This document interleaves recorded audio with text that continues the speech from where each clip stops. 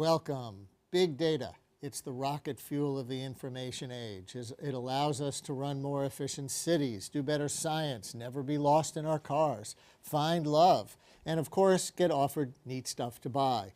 But big data is beginning to backfire on corporations when they fail to guard all that they know about our personalities and buying habits and credit cards. We'll get to that shortly. Also in this hour, for years, neighbors have been turning vacant lots into parks and gardens in New York, but first they've got to find out who owns the land. Not easy. Finally, there's a map for that and more help from the Brooklyn group 596 Acres. And today, we'll ask a fundamental question. Is America really a democracy, or do the affluent have so much influence that the O word is more appropriate? Plus, in our public intellectual segment, where we look at new research with the power to change our minds and public policy, a scholar challenges decades of police data that seem to say the crime of rape has been plummeting nationwide. It may not be. But first, big data. One McKinsey study says it can boost profits 60%. It's become the default business model. But drinking the Kool-Aid can poison the system, like when Target let information on 110 million customers get hacked, or as was the case just last week with arts and crafts store Michaels, 3 million credit cards got compromised. And it's not always data loss. Nordstrom's reputation got stained recently when it was discovered that the clothing retailer was mining the smartphones of customers using their Wi-Fi. They stopped the practice. Then there's Urban Outfitters facing a class action suit for allegedly tracking down customers' home addresses. So is big data really worth the risk? To begin our evaluation, Jake Kouns joins us via Skype from Richmond, Virginia. He is Chief Information Security Officer at Risk-Based Security and founder of the Open Security Foundation. Thank you for joining us. Hello from New York. Hi, thanks, Brian. Thanks for having me. So what questions should a company be asking before they even jump into the world of big data at all? I think that's a great question companies should be asking, but I think at this point in time, big data is so hot, it's so sexy that everyone thinks they need to do it, that they're just jumping in and they're saying, hey, let's collect everything and then we can figure out sort of what we're going to do eventually later. I sort of jokingly kid about those calendars. Remember those things in the 90s called Magic Eye, where you would sort of stare at this picture and then eventually like a pirate ship would pop out at you? Well, a lot of organizations are doing that right now. They're collecting everything and hoping it'll just tell them what to do. They'll eventually figure it out. So we really want people to ask those questions. What are we trying to do? And what are we trying to accomplish here to allow us to use data to make those better decisions that you referenced? And what are we trying to avoid? Like, maybe you can tell us what you think the long-term impact of the Target data breach will be on that company as an example of the downside risk. You know, it's tough to say what the long-term impact. The short-term impact you can see and you can hear. People today seem to be very offended, whether it's a data breach, some sort of unauthorized access of your information, whether it be bank account or personal information, or even sort of the use of data when it impacts your privacy, right? So there's this short-term, I'm very unhappy, I'm not going to do business with you. It seems very damaging.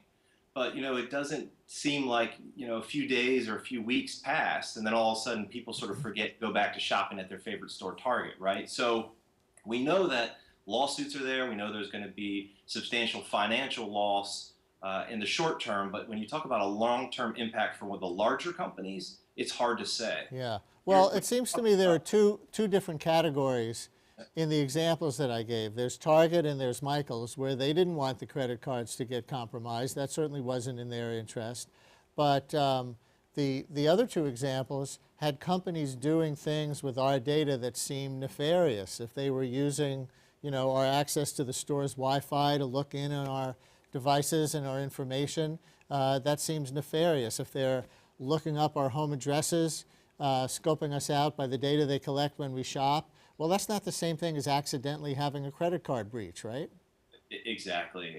And, what's interesting is so many people are very willing to give up information about themselves, right? You think about social media and these other things, very willing to post everything about their whole life. But the second they feel that that data is being used maybe somewhat in a creepy fashion or not quite right, then they're very quick to be upset about it. And in fact, there was a recent sort of news article that shows a restaurant out there will now Google and do research on their customers. So before they show up, they try to personalize the visit by knowing all these things about you. And on the surface, you can see it sort of makes sense, you know, learning your customer to make better, more profitable decisions. But at the same time, it has such sort of privacy implications that it comes off very creepy and can lead companies into a bad situation. When is big data a good idea for small entrepreneurs, or do those two things just not match up? So the way that I look at it, and I think most people are looking at it these days, is that you need to have your company making better decisions, more profitable decisions, understanding how to reduce costs, be more efficient, all these sorts of things.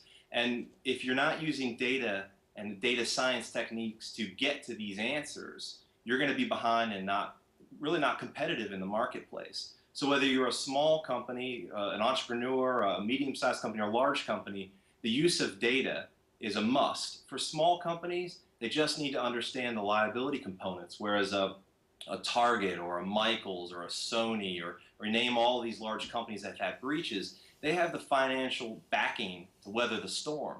But if you're a small to medium-sized company and you have either a data breach or you use data inappropriately and it leads to legal problems, this is the sort of thing that can put you out of business. So you need to understand those liability components associated with the use of data. So Target, for example, as a big store, they had insurance that's going to insulate them against that data breach, right? Yeah, that's correct. So cyber liability insurance, and I know when you start talking big data, computers, security, and now insurance, you think that, you know, it's brutal. But the reality is there's actually a legit market out there called cyber liability insurance that can help companies respond to a data breach. And you know, Target has $100 million of cyber liability insurance, so they definitely have some sort of financial recourse there. But for the small business folks, if you're going to get into the use of data, and you're a small company or a new company, the insurance sort of the ability to transfer risk using insurance is fabulous. It can really help you have a partner. So if you have a problem, you can pick up the phone and call someone and file a claim to help you out. As well as financially protect you where, you know, you might have to file bankruptcy otherwise. Is there a point at which the whole enterprise of going into more and more data is going to kind of hit a wall because it's just more expensive than it's worth to know every detail that you can find out about your customers' lives? You know, I would have a hard time saying that point's going to happen. I think we're at a point now where we want to understand, companies want to understand everything they can about their business and their customers and their products. And the more data that they can pull in, the better that they can use to, again, try to make those actionable, profitable decisions. And what the successful companies in using big data are pulling data from lots of different sources, from inside, from outside, and they're trying to understand what's going on. So if you think of it this way, why would companies want all this data? Why wouldn't they just store what they need for the right amount of time to lower that exposure? And the answer is really quite simple.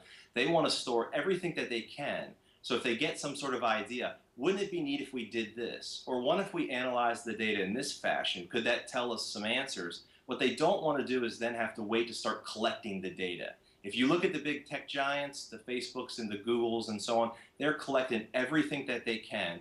And even with the potential exposure of regulatory fines or breaches, they're accepting that risk. They're happy to pay those fines because of the value in the data that they can have.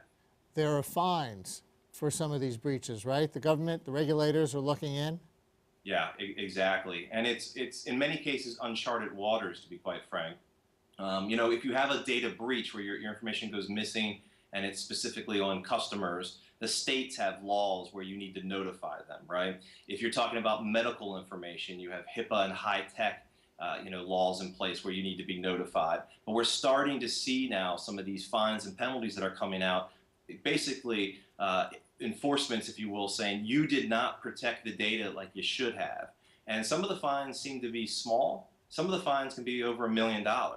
And so it's really one of those things, in addition to all these costs that you have to figure out what happened with the breach, to respond to it, notify all your customers. Now you're having regulatory action coming in with pretty significant fines. Well, here we are on that line where customers feel somewhere between super served because here are these interesting choices that feel tailored to them, and kind of creeped out by all the stores that they shop know about them. And on the other side, the stores themselves being fascinated by what they might accomplish, but walking that line of risk. Thank you for joining us and describing it. Thank you so much. Appreciate it. Well, it looks like here in the States, we might be moving in the right direction, at least when it comes to getting companies to own up to the mismanagement of our data, as we've been hearing. But what about our right to total privacy, the right not to be tracked at all? On this, some European nations are way ahead. Joining us via Skype from Paris, Gerald Ferguson, partner at New York-based legal firm BakerHostetler. Hello, Paris. Hello from New York. Hello, New York. Good to hear from you, Brian. Did the Edward Snowden revelations change the conversation in Europe in different ways than it changed the conversation here? I would say the Snowden event only changed everything. I think that it was a sea change in terms of how Europe was viewing its privacy partners in the United States. And I think the way it has changed the conversation in the United States has been dramatic. To call it dramatic is an understatement. Is there a concept in Europe that people on the street would know, that people here don't know, known something as the right to be forgotten? Well, there is a concept that is in the works in the new European regulations. And it's a concept that many in the European Parliament are quite passionate about. And it's the notion that your data, the choices you make about your data when you're 20 years old, should not affect you when you're 40 years old or when you're 60 years old. You may want those fraternity party pictures on your Facebook account when you're 20 years old. The European right to be forgotten would give you the right at any time to say, I don't want that out there anymore. It should be removed. And so this would create a bureaucratic thicket, wouldn't it? How do you get access to the content of some website, be it Facebook or who knows what website you might have put that photograph on when you were 20 years old, 3 years later, 8 years later, whatever it is, and say, hi, remember me? Take that down. I think you're absolutely right. I think that's why the social media giants are terrified of this right to be forgotten, because it would be an extraordinary administrative burden for them. I do also think, just viewing it perhaps from a U.S. perspective, I think that one of the problems with the right to be forgotten is that our data is intermingled. And what if, Brian, you and I have a photo taken together, you want it taken down, I don't want it taken down. Right. Are we going to have kind of a Soviet era Right. where you were whited out of the photo, airbrushed out of the photo? Right. I think that the right to be forgotten, when you first explain it, everyone shakes their head and says, of course, I should be able to control my data. But our data... And taken down from what? Because the nature of social media is that somebody passes it on to somebody else who passes it on to somebody else, et cetera. And so it's on, 50 different sites. Well, that's absolutely true. I mean, maybe you can go into Twitter, into Facebook, and force them to remove all of this data. But you're right. All the individuals that may have downloaded, that may have a copy of it, it's an interesting aspiration. I think it's one of the features of the new European proposed regulation. I want to emphasize it's a proposed regulation. It's one of the features of the proposed regulation that may go through the most change before we finally see a regulation out of Europe. And so does this become a matter of trade negotiations between the U.S. and some of the European countries that may be headed in this direction? Well, I think that, and I think going back to your Snowden question at the outset, there's no doubt that the initial Snowden revelations threw a real monkey wrench in the EU-US free trade negotiations. Particularly, I don't think Ms. Merkel liked her phone being tapped. There was kind of a visceral reaction to that led her to say, we're gonna sit back and have a think about some of this free trade. Now, the negotiations seem to be getting back on track, but there is still a lot of concern as to what is going to happen with cross-Atlantic transfer of data. That's Ms. Merkel, who happens to be the Chancellor of Germany. Yes, that's correct. But there's a difference between the two things that we've been talking about so far, isn't there? It's one thing if the NSA of the United States government is spying on all these people who are related to other governments. It's another thing to be a 20-year-old sharing your photos on Facebook. I mean, are these even in the same category for the same conversation? They are, because you look at where Google was getting when you look at where the NSA was getting a significant amount of its data, it was through subpoenas on the telecoms, it was through subpoenas on the big data service providers. The reality is that this data that we as citizens are giving to a Facebook or to a Twitter or to Gmail is the data that may be subject to the subpoena power of the NSA. Is there a different relationship in your experience between consumers in Europe and the stores and other companies that they shop with? We were just talking about this in the last segment, that lead to things like the Target data breach or some company, snooping on your personal data when you're using the store's free Wi-Fi. Thanks a lot. Is there more outrage? Is there more conservatism on the part of the companies themselves over there? Is the whole dynamic different? I think the dynamic is very different, and I think that to understand the European perspective on privacy, you've got to remember that we are still just a few generations away from totalitarianism and the experience of totalitarian and fascist and Nazi governments in Europe, Stalinism. There is a great sensitivity to what's happening and being collected with your data, whereas in the United States, I think we take much more of a free market approach, and we're much more willing to say, hey, if I'm getting a nifty gadget downloaded for free, then I'm okay with that. I'm okay with giving up whatever privacy I just gave up without reading the policy that I just agreed to when I downloaded that. But it's a paradox from the European perspective, isn't it? Because if they're running away from totalitarianism, then they're running toward personal freedom. And if that personal freedom involves, openness and sharing and kind of loosey-goosey flow of communications, then that's something that maybe they don't want a big state to crack down on in the name of protecting them.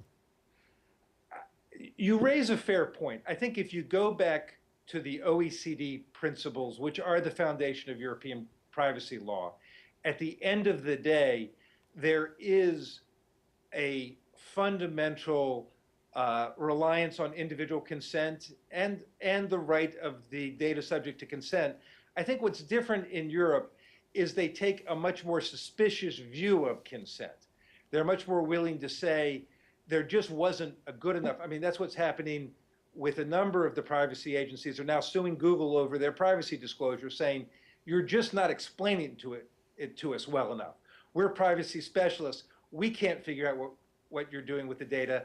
We don't think that our citizens have given meaningful consent, where you don't see that sort of action being taken by the FTC or other privacy regulators in the United States. Do you think cultural change is going to make this whole legal debate moot after a certain point, with sites like Snapchat taking off, where the photo that you share automatically disappears in a few minutes, that'll become the cultural norm rather than this, free sharing and then you don't know what you've unleashed?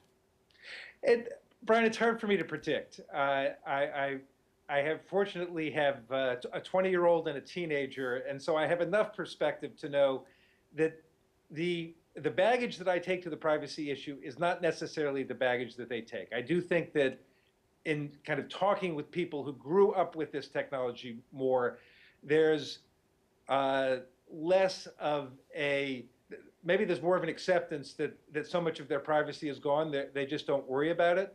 So I'm not sure how that's going to play out in the end.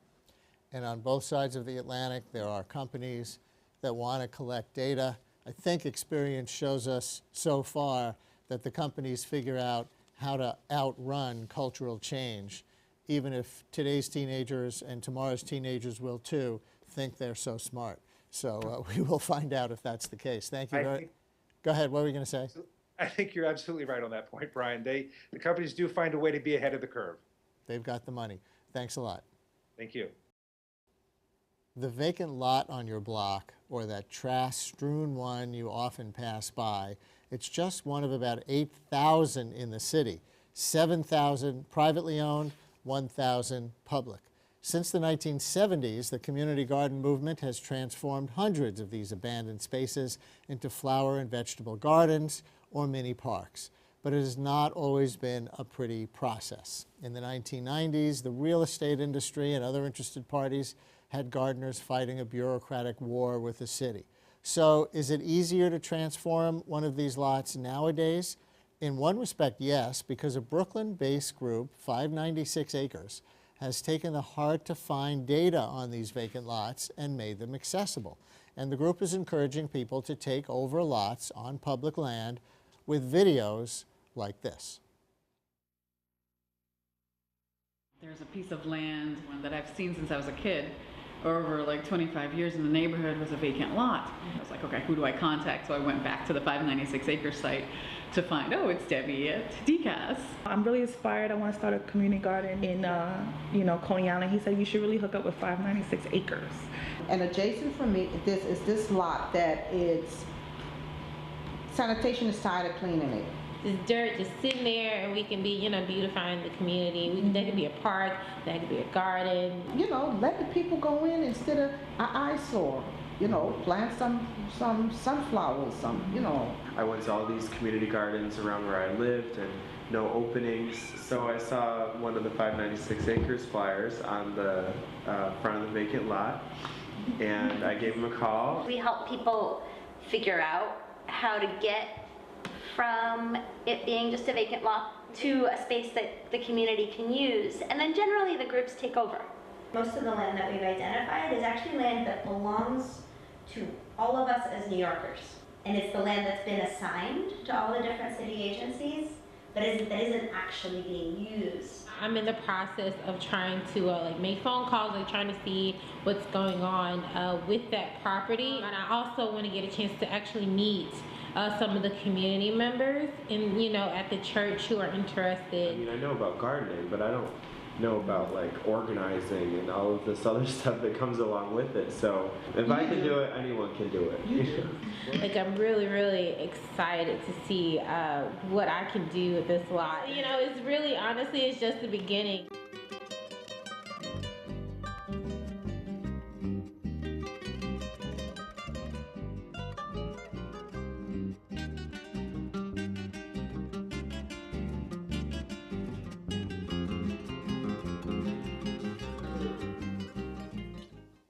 So how do you change a vacant lot into a verdant lot in 2014? What are the politics, the obstacles, and the new digital tools? Joining us now, the founder of 596 Acres, Paula Segal. Welcome to the show. Thank you very much. First, the number, 596. Why? So in 2011, a lot of people coming out of a lot of momentum from a Brooklyn Food Coalition conference were asking the question, where's the land? Where can we grow? Is it possible to know where we can grow? And in trying to answer that question, the first thing I did was actually look at the city's best database, which is called Map Pluto. It's a product the Department of City Planning makes. And just looking in that database and figuring out what was vacant and public according to the Department of City Planning, and then just running a total in Excel, we got 596 acres vacant public land in Brooklyn alone. Brooklyn alone. That is how the Department of City Planning perceived the situation. Right? This is 2011, pretty hot real estate market in New York. That number isn't right, but that number absolutely gives us a sense of the abundance of actually public land in our neighborhoods that we could access. Do you have the right number? The right number is somewhere around 650 acres citywide. But since what we set out to do was connect people with information they could use locally, we very quickly sort of dropped the idea of trying to find the total. And what the question we really try to answer is, where are the lots and who lives near them and who wants to change them. So you took those obscure Pluto numbers and you made this map that we dropped the obscure Pluto numbers actually very quickly and realized that there's actually better data out there. And so here's this map that you made, and we're going to focus in. Well, why don't you tell us what the dots are? We have pink dots, green dots, looks like black dots. But maybe the black dots aren't on. Well, so we dropped the Pluto numbers because they weren't telling us very much, and we actually looked to the NYC Open Data portal to see what was there. We found a couple of spreadsheets that were open data. There were these gigantic spreadsheets with maybe 90 columns, and in those spreadsheets was actually embedded information about where vacant public land is. So all of those green dots and the pink dots and the green dots with yellow circles around them, actually, those are all vacant public lots that we were able to find by looking through what was on the open data portal and then actually looking to Grow NYC for a database that they had independently created of community gardens, because the Department of City Planning had actually classified all of the community gardens as vacant land, which tells us something about the perceived value of those spaces. But of course, we took them out. So if you do turn on the black dots, you will see all of the community gardens on public land, but we don't represent those as vacant lots. And we're keying in now on the legend, so people can see what the different categories of land classifications that you use and the city uses are. You want to go down this a little bit and tell us why this is important? Sure. So what we did is we're looking for opportunities, right? We're looking for real places that people can transform in their neighborhoods, in community. So we looked at all of those spreadsheets and we cleaned them up a lot to figure out where the real lots are that are public and vacant. So that's all the green dots. The dots get a little yellow ring around them when people get involved. So online, we have a way for people to become an organizer. Some people do that by finding our website. Some people do that when they see a sign on a lot and then they call us. And we actually have a part-time staff organizer who helps them figure out what the next steps are going to be. And she plugs them in to the website, and then they can find each other and find their neighbors. The 22 pink dots are our awesome success stories. 2.5 years ago, those were all vacant lots, and they are no longer. And there's a couple of sites where private owners have said, hey, that's a great idea. Do you want to list my vacant lot? And maybe somebody wants to do something with that. That's the blue dots. That's the blue dots. And then there's the community gardens on public land, and we are very clear. Those are the pre-existing community gardens. That's the second from the bottom, the black, with and then the green in the middle. And then there's gutter spaces. Which means? Which means, so as I said, when we looked at the data from city planning, they had mixed in community gardens with all of the vacant lots. But they've also mixed in all of the little tiny places that are maybe an inch between two lots or the edge of a sidewalk or a space in the middle of a block that no one can get to. It's not a lot. It's not a place you can stand in. But city planning views those the same way as vacant lots, so we had to take those out.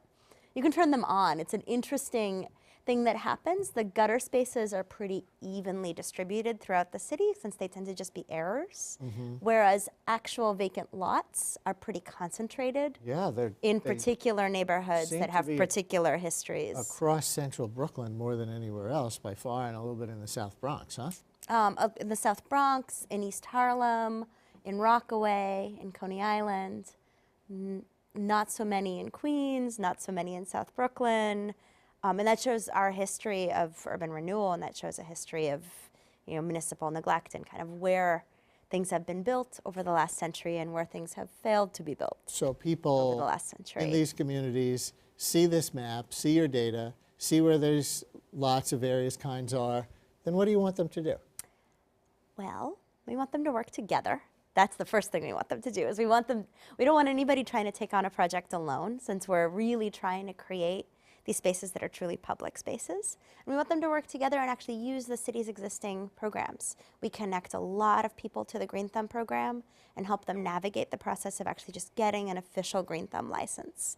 We're getting the support of their community board, getting their neighbors together, getting an application together. Sometimes that means bringing a laptop to somebody's, the stoop of their church so they can type up an application. Sometimes that just means a lot of phone calls and making sure that they're getting through the process. Sometimes it means negotiating with the legal department of the MTA. They actually have quite a few Vacant lots, we experience them a lot as the roofs of subway tunnels. But if you happen to live next door, what you've got there is a vacant lot.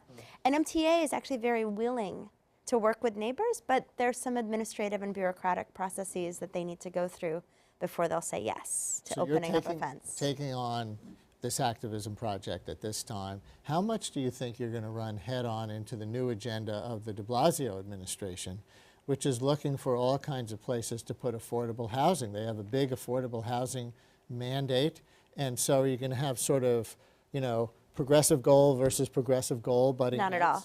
Not at all. These are complementary goals, right? Neighborhoods need open space as much as they need housing, and these neighborhoods do need housing. But in order to build affordable housing, basically it doesn't start to make economic sense until you've got a lot that's about 10,000 square feet, which is pretty big. And most of the lots that we're working on, where people are starting pocket parks and gardens, are under 5,000. And that's still a pretty sizable space. That's a couple of brownstones next to each other. So we're kind of coming at this from different ends. One of the interesting things that we're really doing is we're nudging the lots that are in the inventories of the different agencies that aren't suited to the purpose of that agency. So from the perspective of the agency, they're at the bottom of the list. But we're getting them to look at those when people call and say, but hey, I want to do something there. And getting them to transfer jurisdiction to the Parks Department, or say, yeah, you're right, we're not going to do anything here for a long time. Have you had access yet to Deputy Mayor Alicia Glenn or Vicki Bean, the new HPD Commissioner, Housing Preservation and Development? Not to yet. determine if they're kind of on the same page as you or not? Not yet, but we haven't had anything to ask them yet. Maybe they have something to ask us. I was at a recent city council hearing where Commissioner Bean it was her 8th day on the job, and she was being asked a lot of questions about the property inventory of HPD, and I think we can help her answer some of those questions, though in terms of actually making housing possible on those lots, that's her job. Right. But you can help her answer questions because you, as private citizens, have gone out and looked at the city data and collated it and put it together in a way that it actually means more than it did before, just sitting there as and data invited the points. participation of neighbors who actually correct our data all the time. Yeah. That's what actually makes our tool really powerful. Could there be a paradox on some of these plots where the beautification that, you know, the garden creates leads to gentrification and kicks out the people who need the green spaces who worked on the land? It's such a popular narrative. The science of it works out like this. In terms of rising property values, the house next door is likely to see its value go up 7%. That's nice. It's not very much. It's not astronomical. It's nice. It feels like, yes, that's probably honest and real. But in terms of... It's not going to make the 1% move in. No, I don't think so. Thank you very much for joining us. Good luck. Thank you. Up next, is America still a democracy, or does oligarchy fit better? Stay with us. Is America still a democracy? Does some other word fit better? Last week, a Princeton study about the nature of our democracy quickly made the internet rounds as the article raced through the social networks. The critical word people used to describe the state of our nation was oligarchy. To many, such a label just doesn't seem that far off anymore. Study co-author and Princeton political science professor Martin Gilens joins us via Skype from Princeton to share his research and discuss the O word, which has so many people buzzing. Professor Gilens, thank you for joining us. Hello from New York. My pleasure. Nice to be with you. And maybe we should start by making clear that you didn't actually use the word oligarchy in your article, correct? No, you're right about that. I think for many people, oligarchy sort of brings to mind an image of a small number of very rich people kind of pulling the strings behind the scenes. And I don't really think that's what's going on. But we do find that the ability of ordinary citizens to influence what their government does is extraordinarily minor, extraordinarily limited. And the ability of economic elites and organized interests to do so is substantial. And so in that sense, at least, you could say that democracy kind of shades over into oligarchy as the ability to play a role in shaping political outcomes becomes more and more narrow. What did you measure in your paper? What were the variables and what did you find? We looked at about 2,000 proposed changes in federal government policy between 1981 and 2002. And my co-author, Ben Page, at Northwestern University, and I looked at the ability of 4 different groups to determine the outcomes on those, as I say, about 2,000 different proposed policy changes.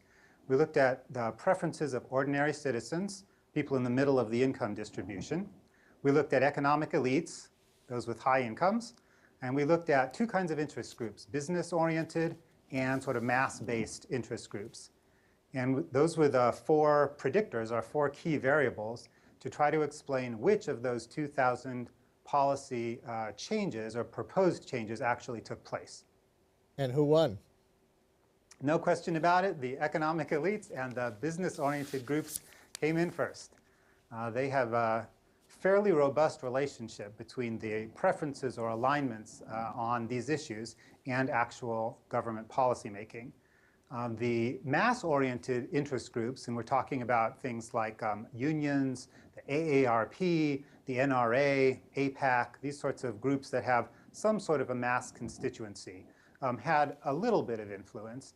And ordinary citizens, as measured, again, by people at the middle of the income distribution, had virtually no relationship.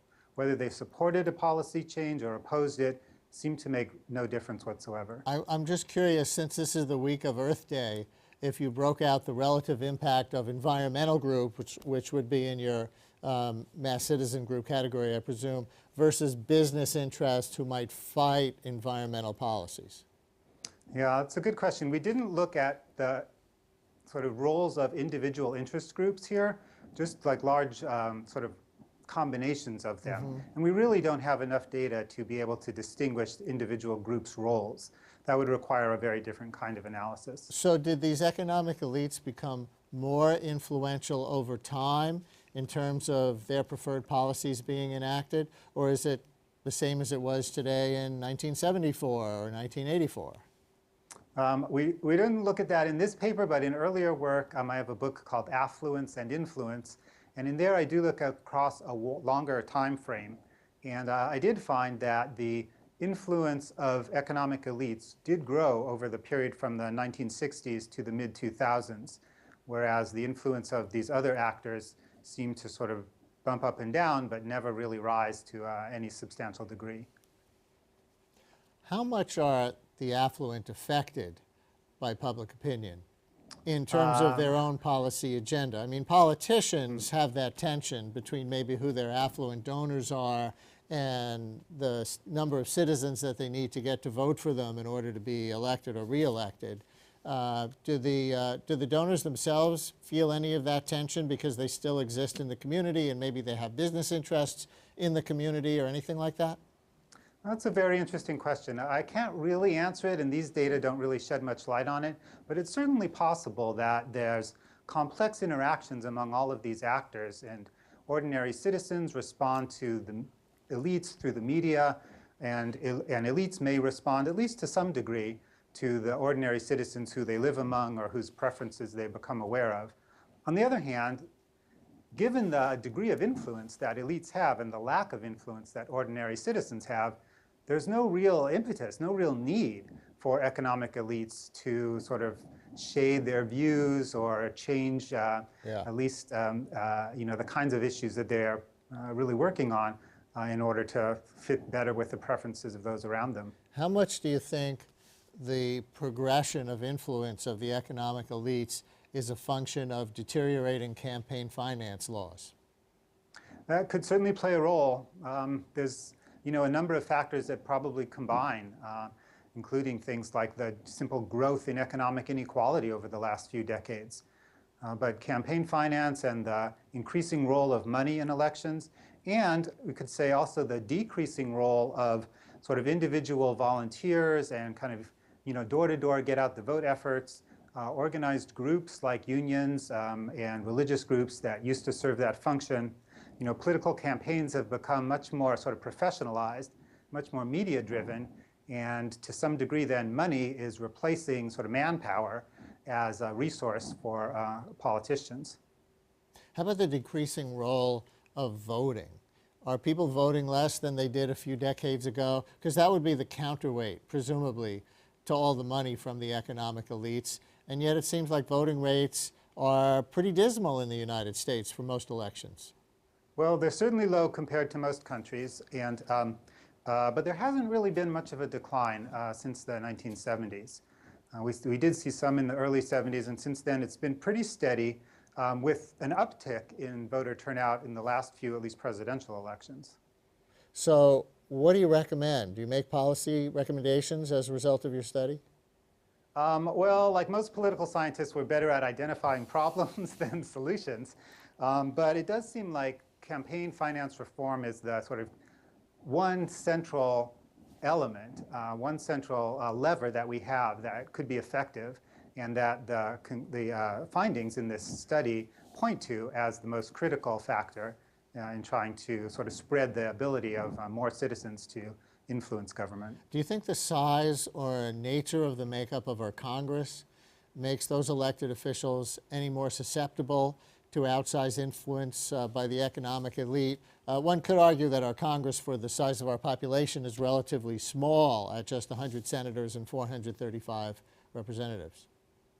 I don't know whether increasing the number of representatives would make a difference, but it's certainly true that the character of those representatives, you know, the Senate's often been called a millionaires club, and it's certainly true that members of Congress are themselves among the economic elites. Certainly, if you think of that, the distribution of incomes among people in this country, you know, members of Congress are way at the top and very unlike their constituents that they represent. One of my former Princeton colleagues, Nick Kouns, who's now at Duke, has studied the role that members of Congress's backgrounds play, and found that members of Congress who had worked in sort of working class occupations before they entered politics do tend to more closely represent the preferences and the interests of ordinary citizens than those who've come from more elite backgrounds. This oligarchy meme, after your paper came out and didn't use that word, it zoomed around the internet. It makes me think of two questions. One is, how did you feel about that? And two, is the internet itself and social media an effective organizing tool as a counterweight against the impact of big money in a way that you know, didn't exist before? Or do we just talk about it in the media as more powerful than it really is? Well, with regard to the first question, you know, it has been an interesting lesson for me. You know, as I suppose is true for most academics, my work is typically read by a small number of sort of fellow professors, and it does take on a life of its own once it gets out there in the blogosphere. Is oligarchy a misrepresentation of our work? Well, maybe a little bit, but it certainly captures in a very dramatic fashion the flavor of what we did and what we found. In terms of the power of the internet politically, this is a terribly important question, both with regard to the internet's role in informing the public and providing a way for a variety of voices and perspectives to sort of people have access to, and also politically in terms of, you know, being able to get out information to potential voters and to raise money in small amounts from large numbers of people. And we've started to see in the last few electoral cycles the role of the internet and its importance in that regard. And that's something which I hope and expect will grow in the future. Professor Gilens, thanks a lot. My pleasure. Time now for Public Intellectual, where we examine new research with the power to change our minds and public policy. The commonly accepted wisdom about the crime of rape is that it has declined steeply and nationwide in the past 2 decades. Reported rapes down more than 25%. At least that's what police data seem to show. But now a new study calls that decline into question. The paper titled "How to Lie with Rape Statistics, America's Hidden Rape Crisis," published in the Iowa Law Review last month. It suggests that many police departments systematically underreported rape from 1995 to 2012. Joining us via Skype, the study's author, Corey Rayburn-Young, professor of law at the University of Kansas. Thank you for joining us. Hello from New York. Hello, thank you for having me. What did you set out to measure in this study? Well, I wanted to see if certain cities were, reporting their statistics accurately, because there's a lot of incentive for them to show decreases in crime when there may not actually be any real change on the streets. And rape, in particular, is a crime that is open to a lot of statistical manipulation because we have a very low arrest and low prosecution and low conviction rate in the U.S. One centerpiece of your study is that you compared the decline in rapes to the decline in murders reported in different cities, correct? Yes. Yeah. Normally, murder and rape rates track fairly closely, especially since the early 1990s. They're two violent crimes that tend to go up and down together in individual cities. And as it turned out, a lot of the cities, that relationship was not as strong. And it was almost always in the case that their rape rates were unusually low. We had very few cities had unusually high rape rates. So there are cities, and you looked at all cities with populations over 100,000 in the United States, is that right? Yes and no. As it turns out, some cities don't provide the data, even though 98% of jurisdictions participate in the FBI program for data accumulation. Cities like Chicago have never reported a single rape in their history because they've never provided data to meet the FBI's definition. So of the reporting jurisdictions, I look at all of them, but I should note that cities like Charlotte and Chicago are left out. How many cities is that you did look at? 210 had enough data from that time period that I looked at. Okay, and we're going to put up some data because you found that certain cities were outliers. There was more of a disparity between the reported drop in murders and the reported drop in rapes, right? That's right. That's right. So the mainstream jurisdictions had very similar relationship between their murder and rape rates. And in contrast, 46 cities were not even close. So we're looking at the chart from Seattle right now. What's important here? Well, Seattle was a very successful city during this time period where one line is their murder rate and one line is their rape rate in terms of the national average, meaning that they showed a steady progression in decreasing both versus the nation as a whole. And that's how most of the cities look. If you have 100%, meaning the national average in rape, you also are expected to have the national average in murder. Right, so that's a pretty credible report then, because the rape decline and the murder decline seem to track each other in those lines very closely, right? Yes. On the other hand, how about Atlanta, for example? Well, Atlanta did not look as good. Atlanta is not a city, or is a city that's had a history of intentional data manipulation before, primarily in the run-up to the Atlanta Olympics. They were caught gaming a lot of numbers to make it look like the city would be a better host than perhaps their real crime statistics.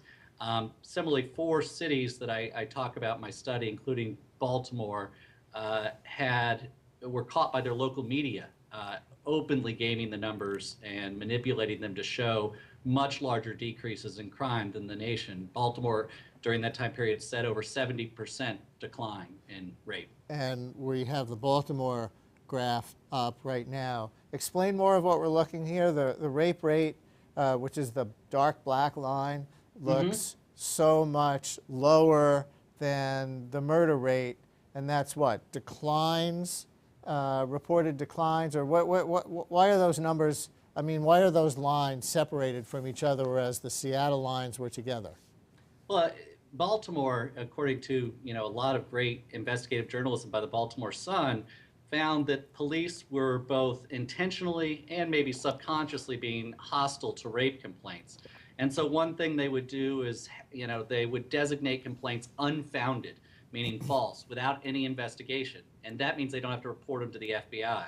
In other cases, they wouldn't even prepare a written complaint, so it wouldn't be part of the official statistics.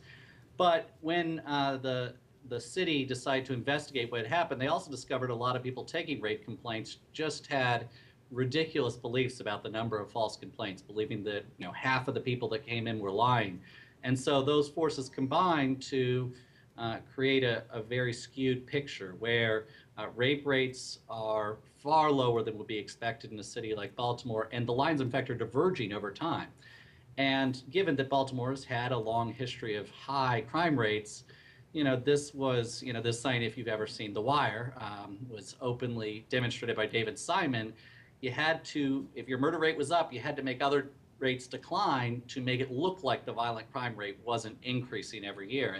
And that's what those numbers seem to illustrate. We reached out as an act of reporting for this segment to several of the city's police departments that you labeled outliers in this study, and we got a response from Atlanta. I'm going to read you what their police department sent us. Quote, "The Atlanta Police Department investigates all reports of rape and/or aggravated assault. We take every crime seriously, and we go to great lengths to solve these types of cases if possible. Our detectives do thorough follow-up and keep in touch with victims to assure all leads are investigated. We are not able to comment on this report because the statistics mentioned are from the late 1990s. The leadership of the department is not the same as the 1990s. So how much does that elaborate no comment, well, why does it make you smile? I see your face. Well, I mean, I used data from 1995 to 2012. So yes, 5 years are from the late 90s. But 2012 is the most recently available data. In other words, I used the most recent 18 years that were possible to study. And, as I mentioned, Atlanta, with the Olympic run-up, has not been wholly innocent in this. And it's certainly true they change administrations, but I don't think it's fair to say any police department even has the resources to investigate every complaint the way we would hope. Police are under an extremely heavy burden of the public constantly believing that crime is increasing. Gallup polls show every year but one during my study period, the public thought crime had gone up the previous year, when all public reports were the opposite. So it is an unwinnable situation for police, but I also think, it is a good aspiration, and if they are genuinely doing that, that would be fantastic. I don't even think the mainstream jurisdictions can make that real claim. Is the problem more of a case of police departments trying to keep crime numbers low, so purposely dismissing cases that may well be rape or sweeping them under the rug? Or is it more like a culture, which you seem to be hinting at before, of disbelieving the women and some men who come in claiming that they are rape victims, in some cities more than others? Well, I think it has to be a combination of both. The question is, how much does each factor matter? In the 4 cities that were caught by local media investigations, Baltimore, St. Louis, Philadelphia, and New Orleans, they found strong evidence of intentional manipulation. In St. Louis, they were browbeating victims and having them sign waiver forms that they thought would release the police department from liability, where these waiver forms would have the victim admit that they had not been raped, and that was otherwise they would be threatened with false reporting. And so, this undoubtedly occurs.